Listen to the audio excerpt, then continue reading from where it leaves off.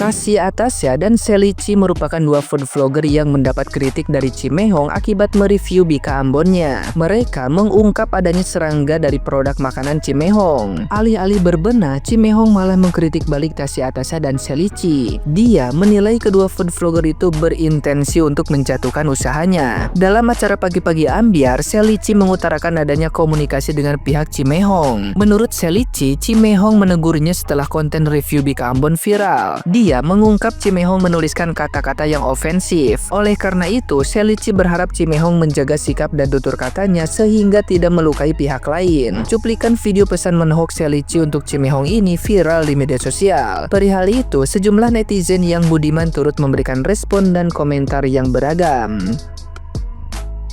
Nah, gimana nih menurut netizen yang terhormat? Silahkan berkomentar ya. Bika Ambon Cimehong lagi viral. Ada salah satu vlogger yang mereview produk Bika Ambon dan ternyata di dalamnya itu ada binatang, nggak tahu kecoa atau lalat ya. Kalau gue perhatiin itu video lengkap full, tidak ada cut atau potongan, dan memang reviewnya review jujur. Seorang vlogger ini memvideokannya tanpa ada edit, tanpa di-cut, dan itu murni. Gua perhatiin dari awal sampai akhir itu nggak ada yang namanya ingin menjatuhkan produknya dari Cimehong itu.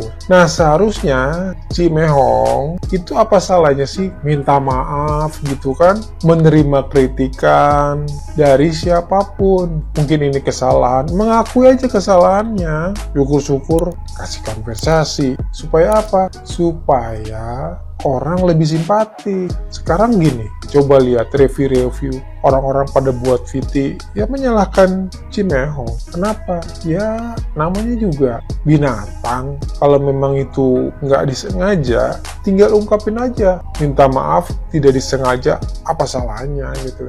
Coba kalian tulis di komentar, bener nggak, setuju nggak sama pendapat gua kalau Cimehong itu tinggal minta maaf, kasih kompensasi 5 atau 10 Bika Ambon gratis gitu kan ya, kayaknya adem, nggak ada konflik lagi. FYP ku rame tentang roti Bika Ambon. Ada seorang kreator yang mereview sebuah roti Bika Ambon yang di dalamnya terdapat seekor serangga, tetapi tetap dimakan oleh kreator tersebut. Kemudian rame dan sampai ke yang punya roti Bika Ambonnya. Tapi di sini yang punya roti Bika Ambon itu klarifikasi dengan berkata, sang kreator yang memakan Bika Ambon dan yang menemukan seekor serangga itu sengaja menaruh serangga ke dalam roti Bika Ambonnya dengan tujuan ingin menjatuhkan tempat kerjanya. Kadang itu kalau lagi di atas itu terpaan angin itu sangat keras. Dan terkadang banyak orang juga kalau lagi di atas itu lupa dan merasa paling tinggi, merasa paling jago, merasa yang paling-paling.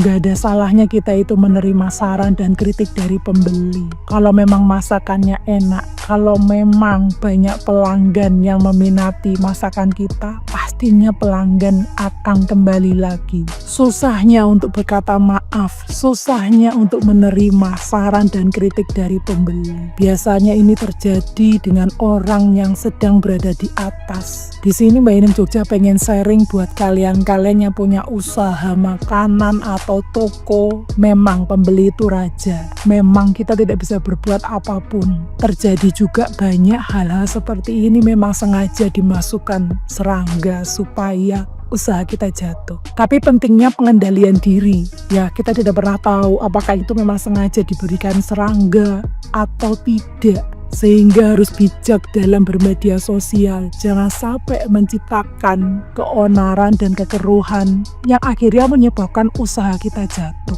Ada salahnya kita minta maaf sebesar-besarnya kepada pelanggan kita dan dijadikan evaluasi. Pastinya orang akan bisa menerima dan usaha kita tetap bisa lanjut. Itu aja dari Kak Inem Jogja. Kok dari kalian gimana? Roda itu berputar kawan. Kita bisa di atas, kita bisa di bawah. Di saat di atas, jangan anti kritik.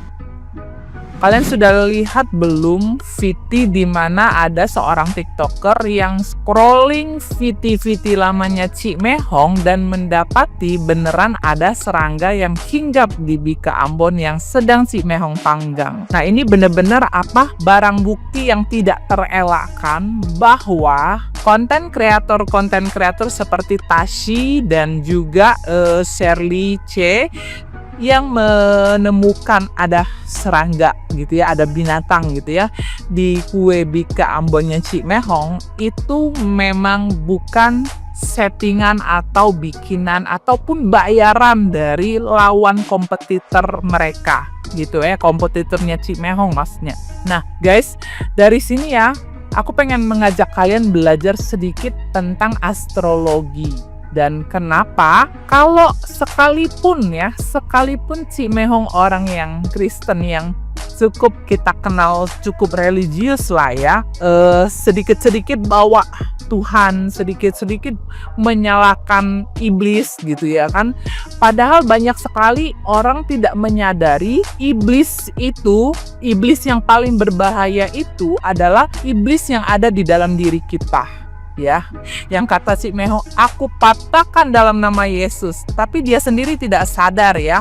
Kadang orang-orang di tahun Ciong ya, aku banyak kali mendapati baik diriku maupun orang-orang di sekelilingku yang jika ada di tahun enemy sign mereka atau di tahun mereka itu Ciong berat gitu ya, mereka itu tidak menyadari dan tidak bisa mengenali iblis di dalam mereka. Nah, itulah pentingnya kita mempelajari. Kalau bagi aku ya, pentingnya aku mengamati astrologi dan lebih banyak introspeksi ke dalam diri ya. Bahkan iblis pun sesungguhnya iblis yang paling berbahaya adalah iblis yang ada di dalam diri kita, yang menjadi kesombongan di dalam diri kita, keangkuhan di dalam diri kita, yang membuat kita itu menjadi pribadi yang tidak bisa dikritik dan dinasehati.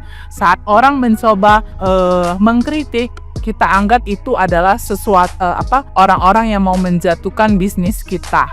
Nah, itu adalah satu yang sangat disayangkan ya dari Cimehong. Tapi aku sebagai orang yang mengerti astrologi paham kenapa itu terjadi ya. Kalau seseorang ada di tahun enemy sign-nya, mereka itu akan kayak diserah oleh seluruh penjuru, baik itu dunia nyata maupun dunia maya ya, termasuk seperti kasus yang bisa kita lihat ini seperti Cimehong ya, dimana kayaknya bagi Cimehong mungkin ya konten kreator yang mengkritik makanan atau menemukan binatang gitu ya di makanan beliau gitu sebagai kiriman dari kompetitornya beliau, padahal sebenarnya tidak demikian gitu ya.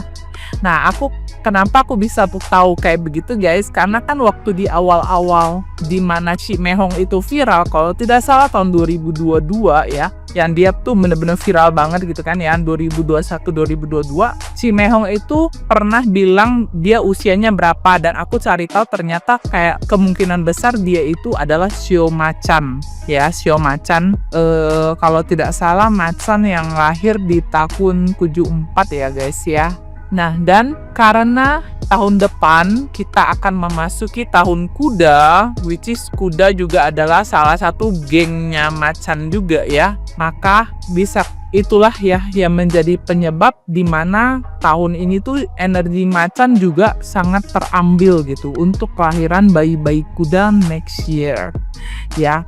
Seperti itu ya guys ya, secara astrologi. Nah, di skala kita itu mendapati bahwa diri kita ini ada di tahun yang Ciong yang lemah, kita harus lebih banyak bersabar dan melihat ke dalam diri, memeriksa ke dalam diri. Apakah iblis sedang berkuasa atas diri kita gitu ya, seperti kata Cimehong ya, iblis aku patahkan dalam nama Yesus. Tapi banyak sekali ya, seringkali kita tidak sadar gitu ya, kita sendiri menjadi target iblis gitu ya, yang membuat kita menjadi angkuh, sombong, dan anti kritik gitu. Next juga ya, seperti itu ya guys ya. Semoga Cimehong bisa lebih introspektif dan lebih positif dalam merespon semua kritik yang masuk untuk beliau gitu ya.